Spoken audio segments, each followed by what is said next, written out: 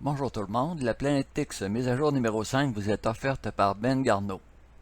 Alors comme d'habitude, on va y aller en images et en vidéo. Une vidéo mise en ligne par Chris Potter le 18 décembre 2016.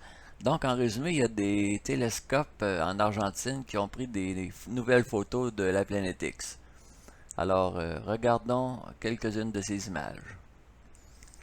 Alors ces images-là nous montrent un champ de débris, quelques planètes qui gravitent autour d'une étoile. On ne voit pas l'étoile parce qu'il s'agit d'une naine brune seulement visible dans l'infrarouge, mais les planètes qu'on voit sont illuminées et éclairées par notre Soleil. Donc ce système solaire-là serait en approche. Alors vous pouvez voir la vidéo. Elle est dans la section commentaires qui accompagne la présente vidéo. Maintenant, on continue avec une vidéo de Steve Wilson, mise en ligne le 22 décembre. Alors voilà le titre de sa vidéo. Ce n'est pas une vague cosmique, c'est la planète X Nibiru Wormwood. Voici ce que dit le texte. J'ai écrit dans le passé au sujet de mes croyances sur ce qui se passe avec notre Soleil. Les images SDO du 26 octobre 2016 nous montre l'évidence d'une naine brune, un système binaire qui est à proximité de notre Soleil et qui le décharge. Quelqu'un a photographié un système binaire de la Terre et je crois que ça ressemble à notre naine brune qui affecte le Soleil. Une autre image, on est habitué de voir ce genre d'image-là. En fait, la ligne bleue pâle que vous voyez au milieu de l'écran, ça c'est vraiment pas normal. C'est une des premières fois qu'on voit une ligne bleue de ce genre-là. Maintenant, un graphique qui commence dans le haut, on a décembre 2016, au milieu on a novembre 2016, et on recule un troisième tableau jusqu'en octobre 2010. Ce qui est remarquable avec cette image-là, c'est la surface qui est couverte par le soleil par des trous coronaux. Alors, on monte en haut. Décembre 2016, 30 à 35% du soleil était couvert par un trou coronal. En novembre 2016, c'était 20%. En octobre 2010, c'était 3% seulement. Alors ça, c'était une situation normale. Moins de 5%, 3%, c'est normal. Progressivement, le trou coronal augmentait jusqu'à 20% en novembre 2016. C'est rendu maintenant en très peu de temps, ça a augmenté jusqu'à 30% en décembre 2016. Donc, définitivement, il se passe quelque chose d'anormal avec notre Soleil.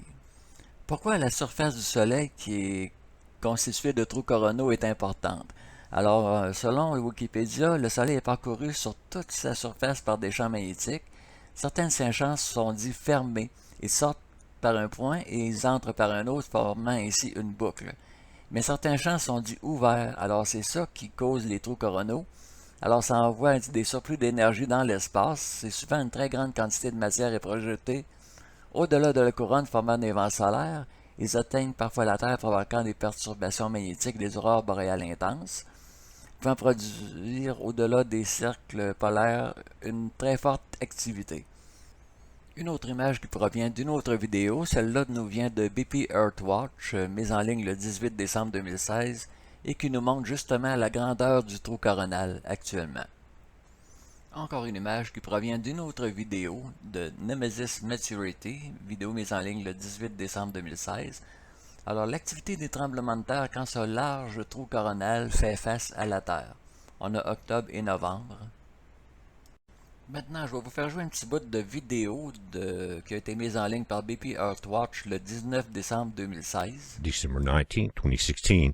As you're looking at microwave imaging, this is total precipitable water around the globe, and we've got these waves pushing in from the 18th up to date until the 19th. I've got it paused here on the 18th, and we're seeing strong fluctuations in the proton density around our planet also. This is not the only monitor I'll show you, but notice the band that goes up and then down. If you wrap this globe around, or you wrap the map into a round globe, guys, you're going to see that went all the way around our planet.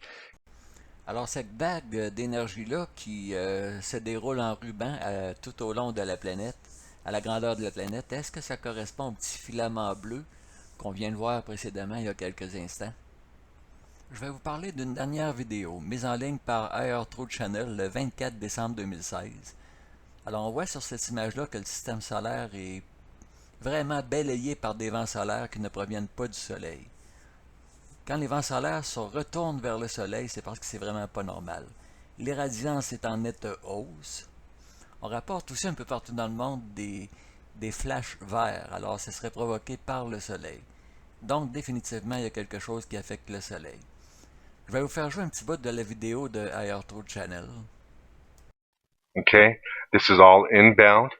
They talk about inbound and outbound helium and the cosmic rays, interstellar dust cloud, interstellar gas clouds. The recent studies are talking about how those are changing. They're getting more and more dust now. Alors, comme il le dit ailleurs, True Channel, on reçoit plus d'hélium, plus de rayons cosmiques, plus de nuages de poussière interstellaire, plus de gaz interstellaire. Alors, dans la vidéo, il mentionne que toutes les simulations de la NASA démontrent que le Soleil reçoit des vents solaires qui viennent d'une autre source. Alors, on dit que tous les changements planétaires viennent d'un changement de rayon cosmique, mais en étant vague sur la provenance. Qu'est-ce qui cause le changement de rayonnement cosmique? Ben, il faut que ce soit un objet quelconque, alors j'opte depuis le début pour une naine brune. J'en profite pour vous souhaiter un bon congé des fêtes, un bon congé de Noël et du jour de l'an. Fait que mes prochains articles et mes prochaines vidéos, ça va être en début 2017. Mais pour terminer sur le sujet de l'activité du Soleil, surveillons ce qui va se passer en janvier, février, mars. Si on voit une augmentation significative de l'activité du Soleil qui causera plus de désastres naturels, ben, il faudra en arriver à la conclusion obligatoire qu'il y a une naine brune qui s'approche dans notre système solaire. Alors, je vous dis à la prochaine, début janvier, en quelque part vers le 4, 5, 6, 7 janvier. Merci, à la prochaine.